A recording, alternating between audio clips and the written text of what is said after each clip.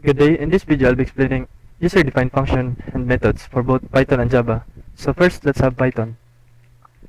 Function, a block of reusable code. So reusable. To invoke a function, place a set of parentheses after the function name to invoke it. So first example is mukanta kog happy birthday ka tolo. So without using function first. So print happy birthday.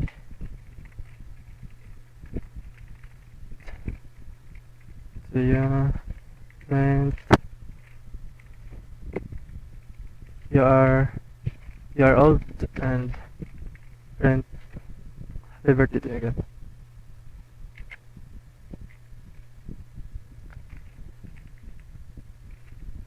So katulo man, so kung katulo igor lang ako ni print. So print run na to. So nga na. What if gusto na ko nga isa ra ko mag sulat og ingani tapos pwede na ko i-print katuyo. So diri na nimo magamit ang function. Ang ang user-defined function is starts with def and bisag unsa lang imong ipangalan dere. So happy birthday man lang ta, happy birthday. O close and open parenthesis. So indent lang nata. So tanan ang nasa indentation tanan nasa def is naka-indent dere sa ustas. Invoke lang na to, so i-type lang na to ni. Ano na yung function. So print. So na-print siya ka isa, so pwede sa na to nakatulungan. Igo lang na to invoke katulo. So nag-print katulo. So ingana kasi ng user-defined function. So user-defined function pwede pod ka magbutang og mag-send sa function og data. Di bali magbutang ko nga kung ngalan. So ang tawagan ni is argument. Dapat every argument na siya a set of parameters. So name, so kibali variable ni tapos kini ang value. So print name f-string sa nako ni f-string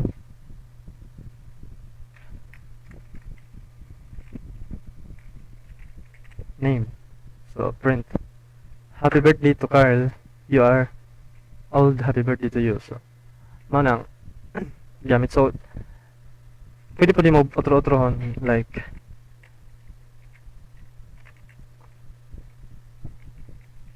Justin and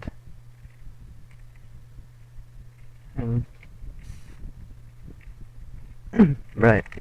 Si Brian. So print siya katulo tapos lahi-lahi ang ngalan. Taga paan. So wait, naglag. As you can see na happy birthday to Carl, happy birthday to Justin, and happy birthday to Kyle. So kana mo na mga. So pwede pod ka dili kung isa rang pwede magbutang og data or argument dire. Pwede pod isa or more. So magbutang tag 19. So dapat akong error na to ni mag-error siya. Kay isa ra may nakaset na parameter tapos duha imong argument. So dapat jud duha pod imong parameter. So let's say age. Wait. You are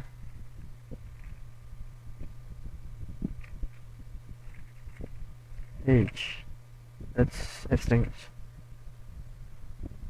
So kana makita nimo happy birthday to Carl, you are 19. Happy birthday to you. So mo na pwede magdoble-doble ang arguments. Tapos ang order is importante jud kay kung baylo-baylo nimo na age tapos kanimo imong name.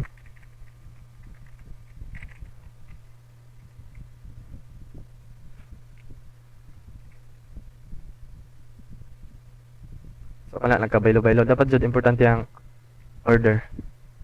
So let's try another example. If say invoice. So mag-invoice ta. Div display invoice. butang tada nag parameter username of amount kaya mag-email sa due date parent colon and print and string hello username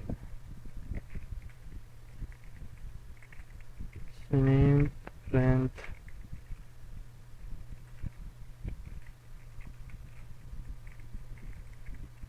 your bill of so your bill of let's say amount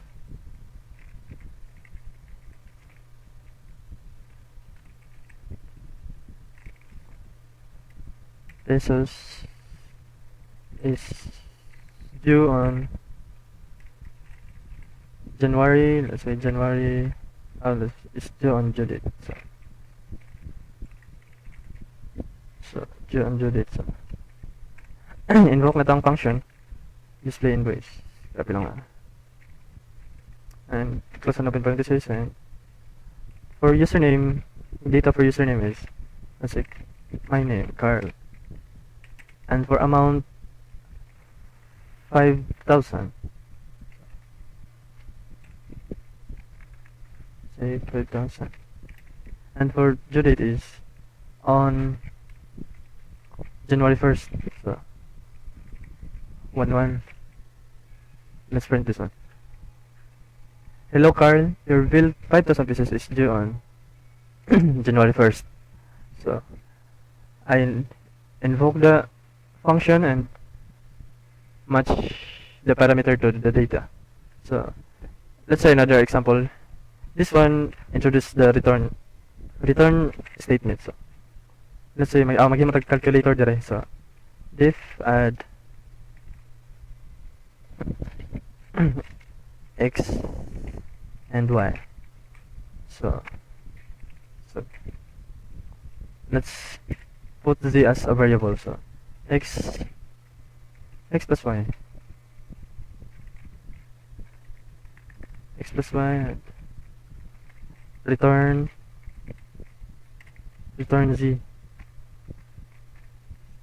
Another one is I'll just copy this one so para madali.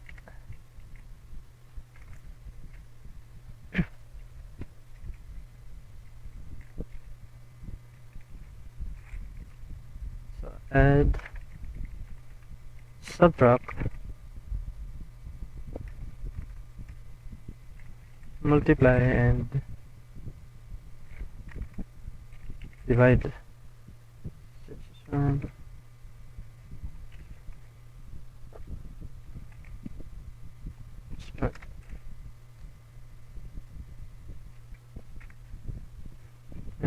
I'll print the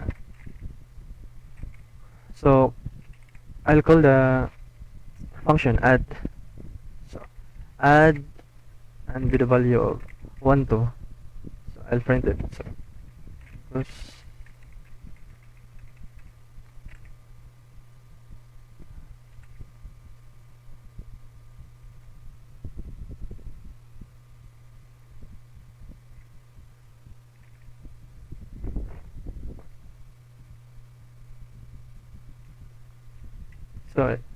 it returns 3. So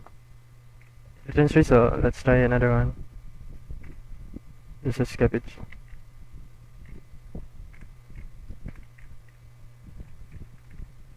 Subtract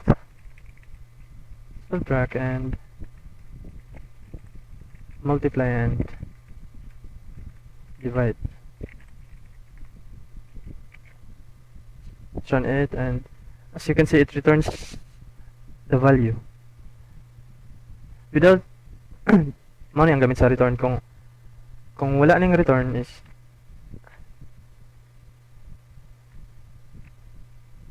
mo equivalent siya sa none. Extra mo nang naka-importante sa return.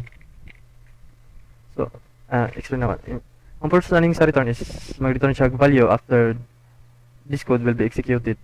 So ang kaning sa add is may mo na siya 3 subtract may mo siya negative 1 mag-return siya negative 1 and sa multiply is mag-return siya 2 and sa divide is nag-return siya 0.5. So mo na ang purpose sa return. Next is Java user-defined method. So a method, a block of reusable code that executed when called. So let's say magkanta tag happy birthday Katolo. So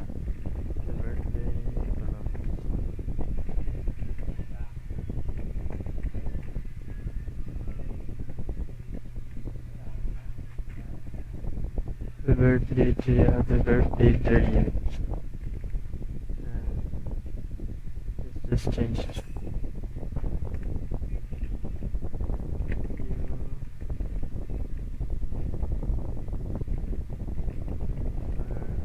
H is, let's say H is 7 years old. So kay katulungan, so kung dito magamit og user-defined method, so hago mag-print tag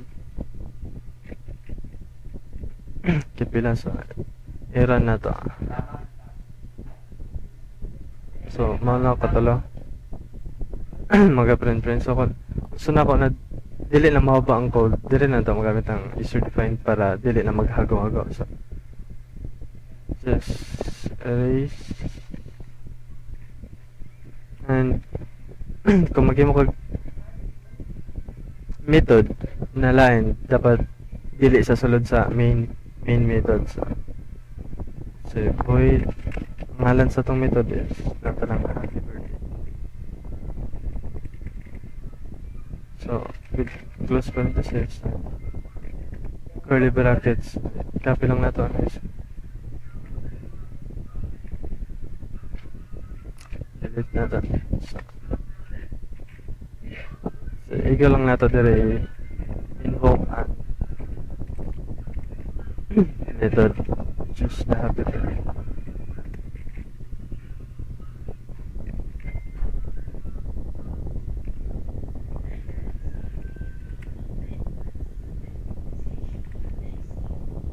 Pag-error na to ni is mag-error siya kay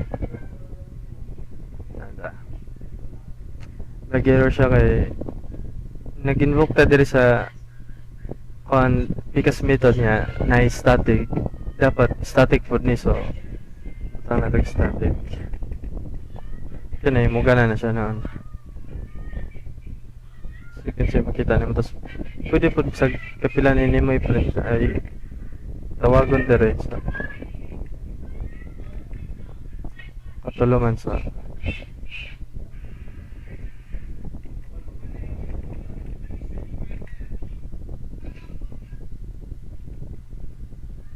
ito na.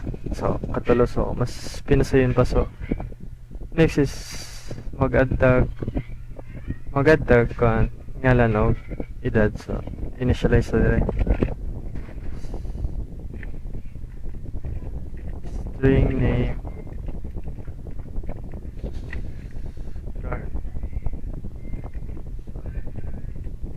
and age 19. So ibutang lang nato ang variable age, tapos ang tawagan nila is argument. So dapat ang argument na ay set of parameter na mumat sa so ang name is string man, so string. Age is integer. So ibutang formatted year ancestry.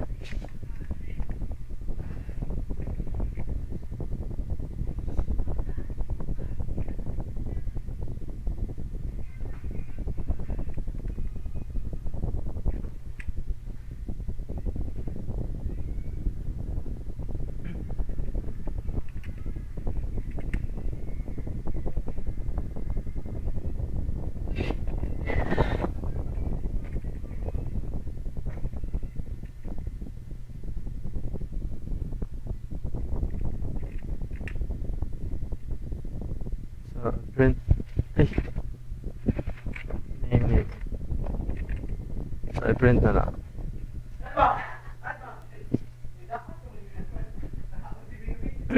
Makita nimo na makita nimo na nandiyan na siya and i-print jud ang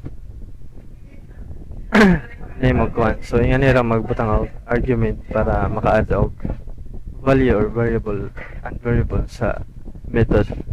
So an example is mag-return ta. So delete na. Static gyapon ta, static.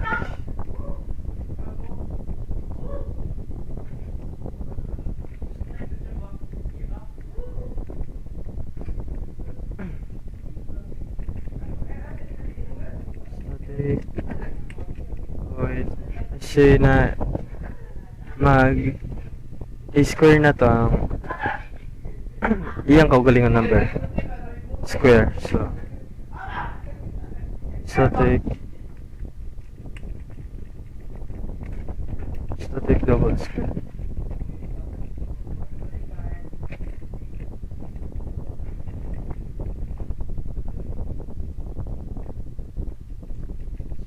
Double numbers. Add ko daan og parameters.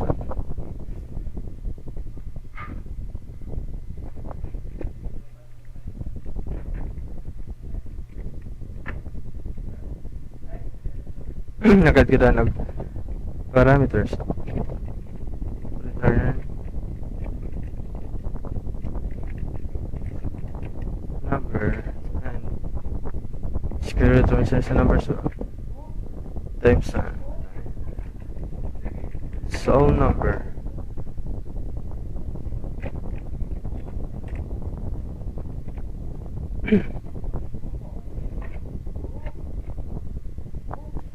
so dire itawag na to square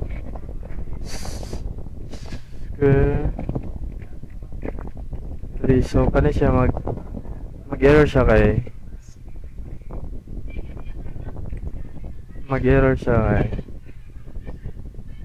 dili siya, wala siya ma-return kay wala man ta magkuhan sa pala. So himo na to ni siya variables. So double man siya, double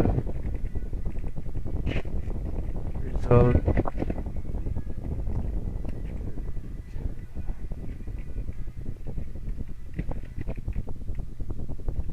square 3. So i-print ang results.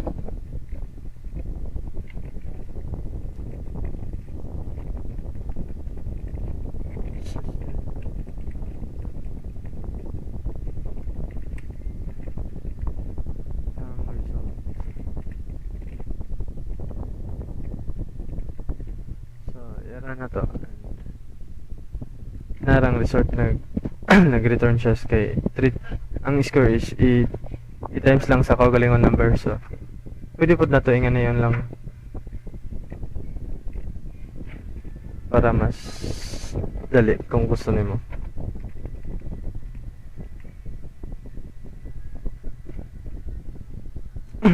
So maro gyapon nag-return gyapon siya pero mas ganan kay mas specific.